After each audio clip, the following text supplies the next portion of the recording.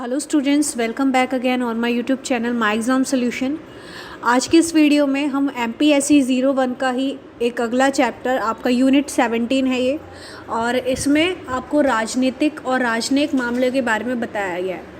मतलब कि हमारे राजनीतिक मामले जो भी होते हैं या राजनयिक मामले होते हैं, यानी कि हम राजनीति में हमारे जितने भी युद्ध हैं या जितने भी किसी भी देश से हमारे जो भी संबंध बिगड़ते हैं, तो उसके लिए उसमें शांति स्थापित करने के लिए हमारी जो हमने संयुक्त राष्ट्र बनाए हैं और आर्थिक क्षेत्रीय संगठन, गुटनिरपेक्षता आंदोलन, ये सब हमने शांति स्थापित करने के लिए बनाए थे और इनका क्या रोल है उसके बारे में आपको इस चैप्टर में बताया गया। तो पूरे चैप्टर में आपको इन्हीं चीज़ों के बारे में आपसे पूछा भी जाएगा और मतलब इन्हीं पे क्वेश्चन बनेगा आपका, और ये सब चीज़ें इंपॉर्टेंट है।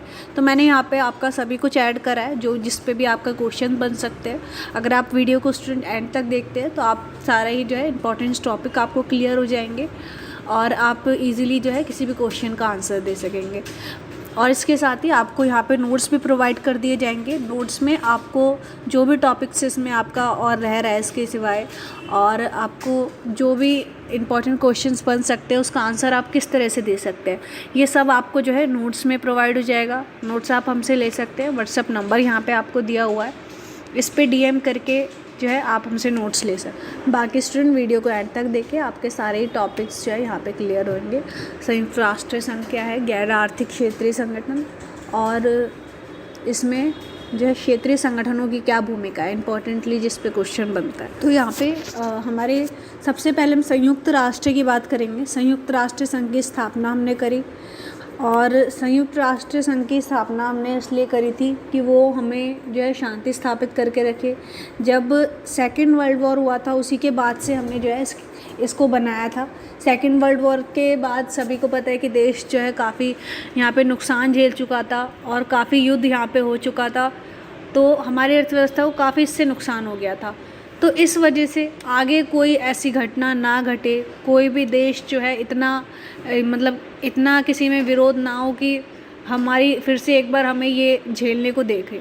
जो सेकेंड वर्ल्ड वॉर के दौरान सब देशों ने झेला था उसको दोबारा अब कोई नहीं झेलना चाहता था। तो इसीलिए यहाँ पे हमने स्थापना करी संयुक्त राष्ट्र संघ की, जो कि हम चाहते थे कि वो किसी भी राष्ट्र में युद्ध ना होने दे और कोई भी देश का मैटर हो उसे वो शांतिपूर्ण जो है उसका निपटारा करे। तो इसी के लिए इसकी स्थापना की गई।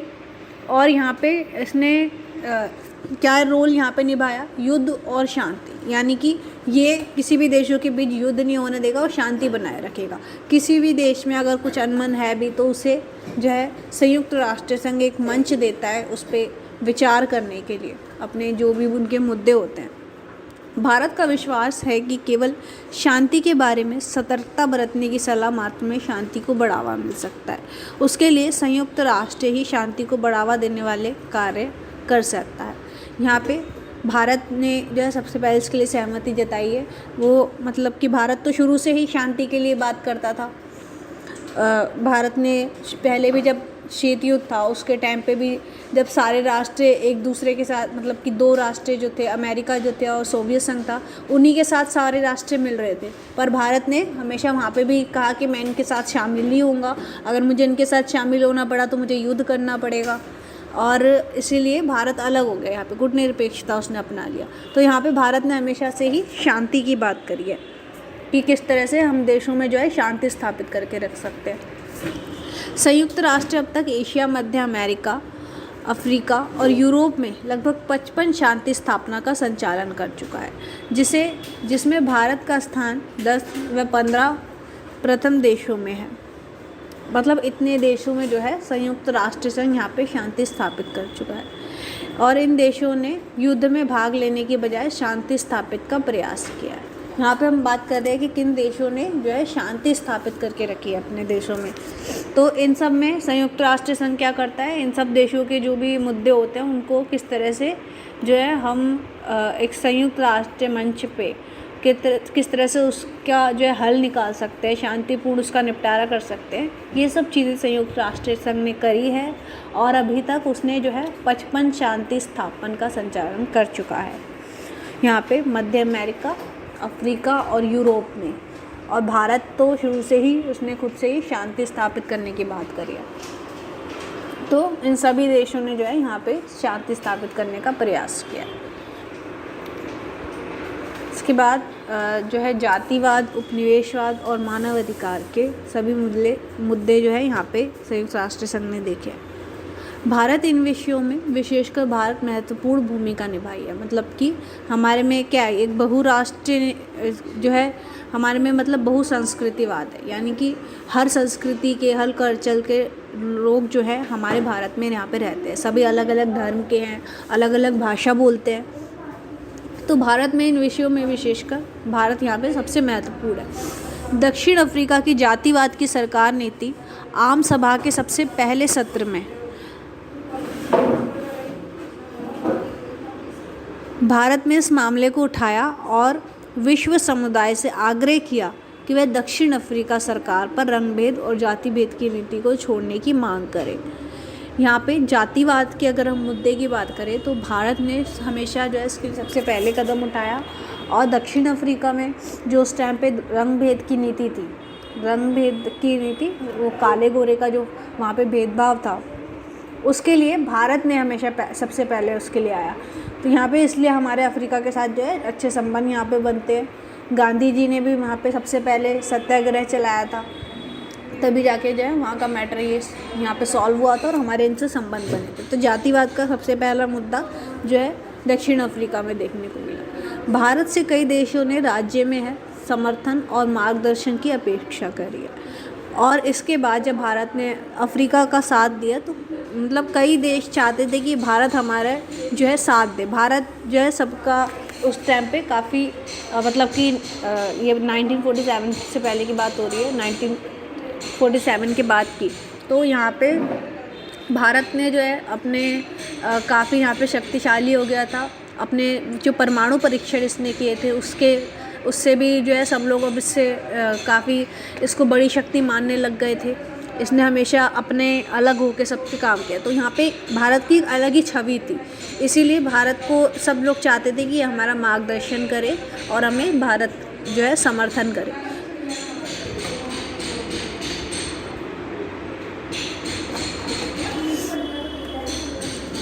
(1960) में उसने देशों को हटाने के लिए की गई घोषणा को शीघ्र कार्यान्वित करने के लिए गठित संयुक्त राष्ट्र के उपनिवेशवाद विरोधी समिति का भारत में नेतृत्व किया।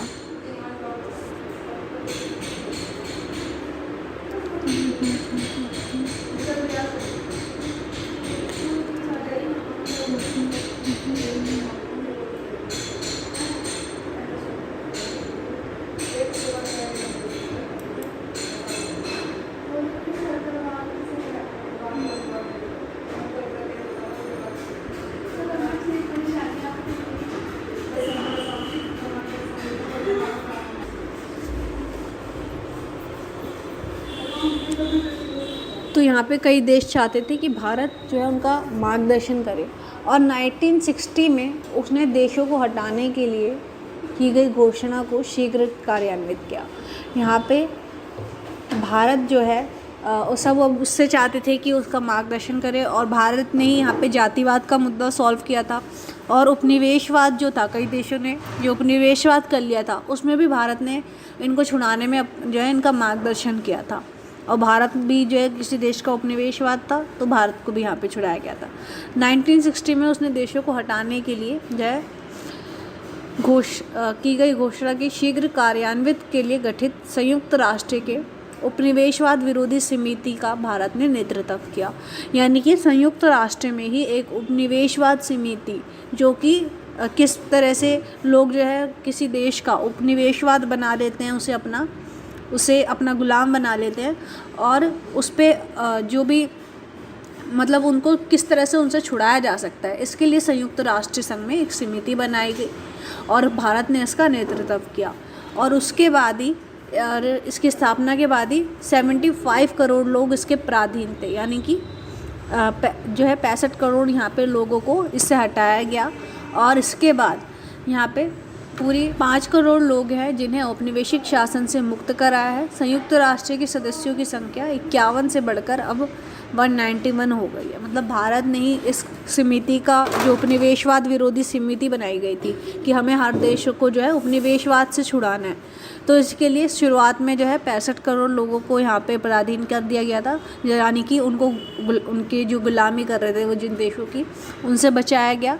और उसके बाद जो है ये यहाँ पे अब इतने जो है 50 करोड़ लोग हैं जिन्हें औपनिवेशिक शासन से इन्होंने मुक्त कराया था। और आपकी बात करें तो सिर्फ 51 लोग ही जो है इसमें बचे हैं।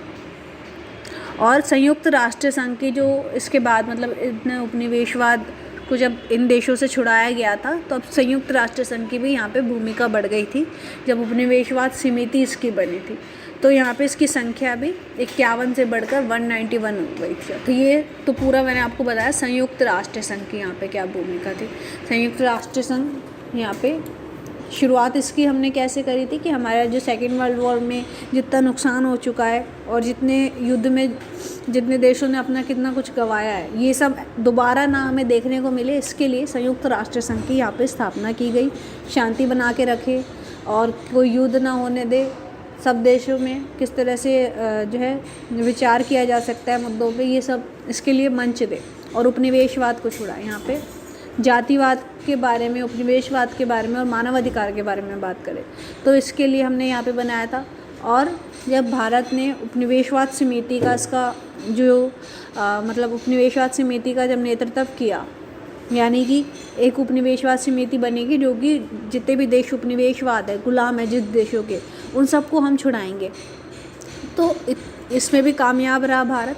और इसके बाद जो है संयुक्त राष्ट्र संघ की यहाँ पे और भी लोग जो है इसमें विश्वास करने लगे, इसकी भूमिका यहाँ पे बढ़ गई और इसकी संख्या जो थी, जितने 51 देश शामिल थे इसमें, और वो बढ़कर भी 191 हो गए थे बाद में।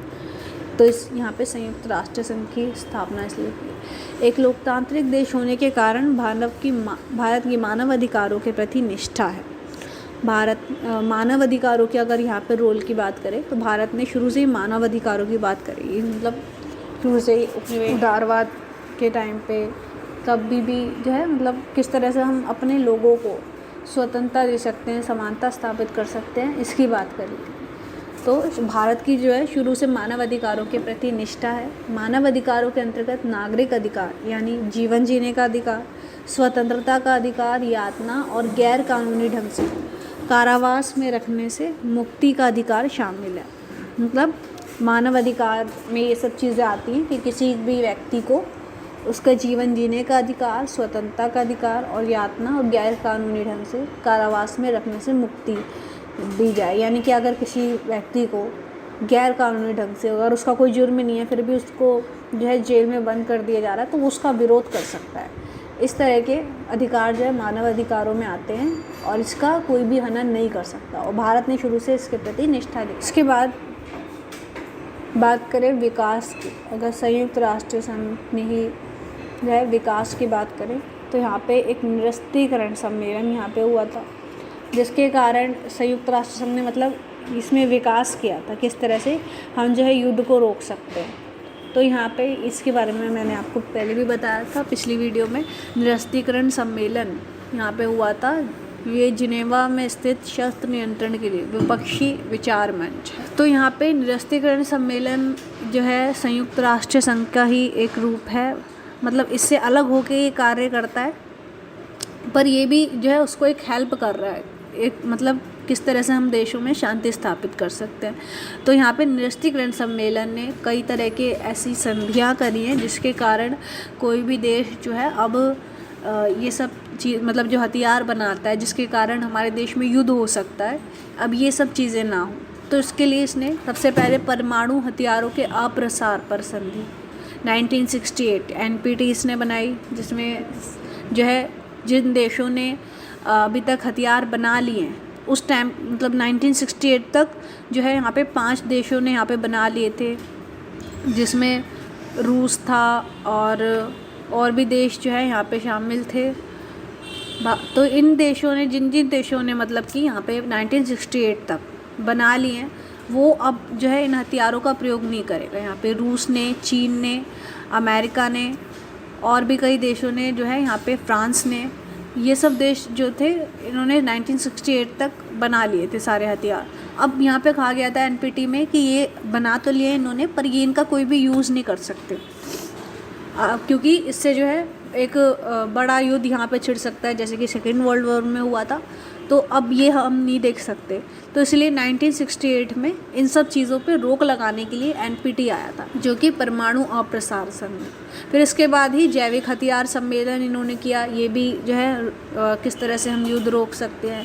रासायनिक हथियार सम्मेलन, व्यापक परमाणु परीक्षण प्रतिबंध संधि CTBT भी यहाँ पे बनाई गई थी, यानी कि कोई भी देश जो है परमाणु परीक्षण नहीं करेगा, यानी हथियार तो अगर बना भी लिए तो उसका तुम परीक्षण नहीं कर सकते, उसका टेस्ट नहीं कर सकते, इसकी बात यहाँ पे की गई थी। और 1996 में व्यापक परमाणु परीक्षण संधि, ये सब जो है निरस्त्रीकरण सम्मेलन में शामिल थी। और इसके अलावा भी इसका ये रोल होता है कि ये सैनिक बजट में कटौती करवाएगा, यानी कि हर देश जो चाहता है कि मैं ज़्यादा शक्तिशाली बनूं, इसके लिए वो क्या करता है, अपना सैन्य खर्च हमेशा बढ़ाता रहता है। तो इस बजट में कटौती करना और निरस्त्रीकरण और विकास विश्वास निर्माण उपाय, यानी कि हम किस तरह से एक देश दूसरे देश पे विश्वास कर सकता है और युद्ध से पीछे हट सकता है, ये सब कार्य भी निरस्त्रीकरण सम्मेलन में शामिल है। तो इस तरह से संयुक्त राष्ट्र संघ का यहाँ पे विकास हो गया, यानी कि इन्होंने इतनी चीज़ें यहाँ पे कर ली, इतनी संधियाँ बनाई जिसके कारण हम युद्ध रोक सकते हैं, और सैनिक बजट में कटौती करवाई, देशों के बीच विश्वास पैदा किया। तो यहाँ पे इस तरह से संयुक्त राष्ट्र संघ का विकास होता रहा। संयुक्त राष्ट्र संघ निरस्त्रीकरण अनुसंधान संस्थान, ये भी यहाँ पे बनाया गया था, ये इसकी हेल्प के लिए, जो कि ये निरस्त्रीकरण विभाग के साथ साथ मिलकर काम करेगा। ये जो है जितने भी देश अगर कुछ बनाना चाहते हैं परमाणु वगैरह, तो उसकी रिपोर्ट ये जाके निरस्त्रीकरण को देते। तो ये सब इसी की हेल्प के लिए बनाए गए थे। एक महासभा समिति यहाँ पे बनाई गई थी, और भी जो है यहाँ पे निरस्त्रीकरण समिति, किस तरह से हम इन चीज़ों के बारे में रिपोर्ट तैयार कर सकते हैं, और महासभा में ये लोग रिपोर्ट भेजते हैं, फिर वो उन पे विचार करते हैं। तो यहाँ पे संयुक्त राष्ट्र संघ का विकास हमें देखने को मिला। इसके बाद क्षेत्रीय संगठन, क्षेत्रीय संगठन भी जो है बनाए जाते हैं, ताकि हम एक ही देश के लोग जो है आपस में कई क्षेत्रों को मिला के, आसपास के जितने भी क्षेत्र होते हैं उनको मिला के एक क्षेत्रीय संगठन अपना बनाते हैं, जिसके कारण हम आपस में सहयोग कर सकें। तो क्षेत्रवाद के साथ साथ विश्ववाद आज के विश्व की उम्मीद की विशेषता है। Europe, Africa, Asia, Latin America और उत्तरी अमेरिका जैसे विश्व के बहुत से भागों में क्षेत्रीय संगठन उभर कर आए हैं। ये सब देश जो हैं अपने क्षेत्रीय संगठन बनाते हैं। यूरोपीय संघ हमने सुना है, सार्क हमने सुना है, आसियान है।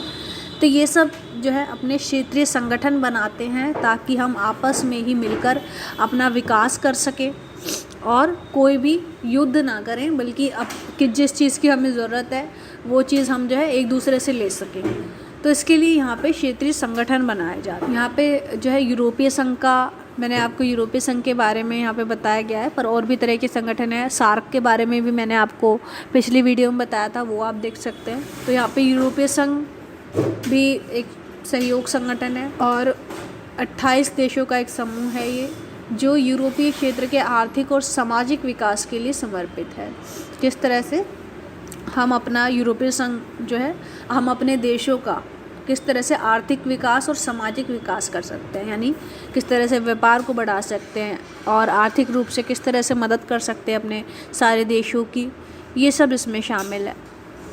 और आपको अगर इस पे क्वेश्चन बनता है क्षेत्रीय संगठन का, या फिर आप यूरोपीय संघ के बारे में लिखते हैं, तो इसमें आपको ये बताना है कि 28 देशों का संघ है और ये अपने आर्थिक और सामाजिक विकास के लिए जो है बनाया गया था सभी यूरोपीय संघ ने।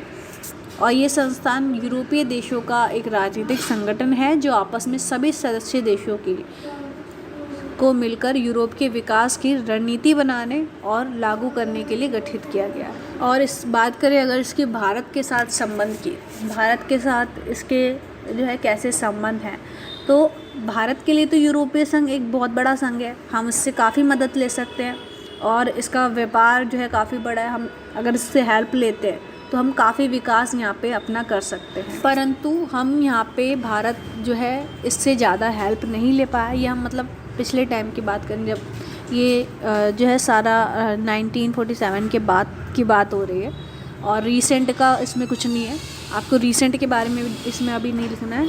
तो इसमें यहाँ पे हम जो है भारत जो है यूरोपीय संघ की इतनी हेल्प नहीं ले पाया था और सिर्फ 1% है, यानी कि हम जो है यूरोपीय संघ का जितना हमें निवेश लेना चाहिए उससे या जितनी मदद लेनी चाहिए उसकी हम सिर्फ 1% ही हैं उसके मुकाबले, जितने बाकी देशों को जितना ही मदद करता है। अब जैसे इसके जो है इंग्लैंड, जर्मन, इटली और बेल्जियम है, यहाँ पे ये अपने व्यापार का जितना भी इसको लाभ होता है, बेनिफिट होता है, उसका 70% ये अपने 4 देशों में देता है।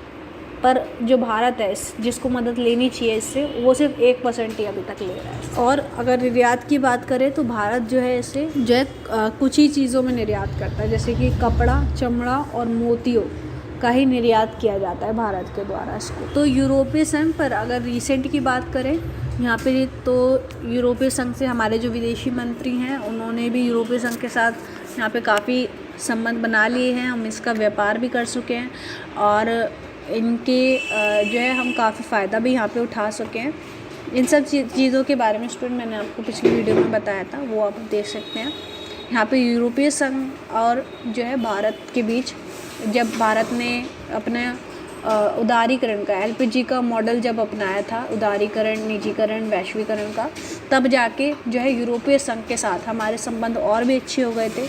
यूरोपीय संघ ही नहीं बल्कि और भी जो सार्क है, जितने भी अमेरिका के देश हैं, चीन है, जापान है, इन सब के साथ हमारे संबंध जो है और भी अच्छे बन गए थे। हम और भी इनसे फ़ायदा उठा पाए थे जब भारत ने एलपीजी का मॉडल अपनाया था, यानी कि सभी देश जो है हमारे देश में व्यापार कर सकते हैं और कोई भी मदद ले सकते हैं। तो इस तरह की जब मुद्दा हुआ, मतलब इस तरह की जब मॉडल अपनाया गया तो सभी देशों ने यहाँ पे हमारे साथ सहयोग किया और मतलब अपनी कंपनियाँ खोली यहाँ पे, और जिससे कि हमें टैक्स के रूप में फ़ायदा हो सका। तो तब से जो है हमारे संबंध इन देशों से और भी गहरे बने। यहाँ पे क्षेत्रीय संगठन क्यों बनाते हैं ये आपको पता चल गया, और संयुक्त राष्ट्र संघ का किस तरह से विकास हुआ, क्यों बनाया गया, ये हमें पता चल गया। इस पर मोस्टली आपका जो है क्वेश्चन बनता है। गुट निरपेक्षता आंदोलन के बारे में यहाँ पे एक टॉपिक आपका रह रहा है, गुट निरपेक्षता आंदोलन और भूमंडलीकरण। गुट निरपेक्षता आंदोलन के बारे में हम सभी जानते हैं। गुट निरपेक्षता आंदोलन जो है भारत ने शीत युद्ध के टाइम पे बनाया था ताकि मेरे को 2 शक्तियों में शामिल ना होना पड़े और इनसे अलग होके एक अपना संगठन बनाया जो कि उनको सहयोग तो करेगा अमेरिका और सोवियत संघ को, पर अपना जो है इनमें मतलब युद्ध नहीं करेगा और साथ साथ अपना अलग होकर हम विकास करते रहेंगे, इन देशों की मदद करते रहेंगे जो भी इन्हें चाहिए होगी, पर युद्ध नहीं करेंगे, हम अपना शांति स्थापित करके रखेंगे और इन देशों को भी कहेंगे। तो इसलिए गुट निरपेक्षता आंदोलन यहाँ पे बनाया गया था। इसके अलावा स्टूडेंट आपका यहाँ पे मैंने आपको शॉर्ट में बताया, आपके और भी जो टॉपिक्स रह रहे हैं वो आपको नोट्स में प्रोवाइड हो जाएंगे, तो वो आप हमसे ले सकते। तो स्टूडेंट यहाँ तक अगर आपको हमारा वीडियो पसंद आया हो तो आप लाइक करें और आप हमें कमेंट में भी जो है बता सकते हैं आपको वीडियो कैसा लगा, या फिर कोई भी अदर टॉपिक आप चाहते हैं इस वीडियो के अलावा, आपका कोई अलग चैप्टर है या कोई अलग पॉलिटिकल साइंस का टॉपिक है तो उस पर भी अलग से सेपरेट वीडियो हम लेकर आएंगे। तो thank you so much students video को एंड तक देखने के लिए।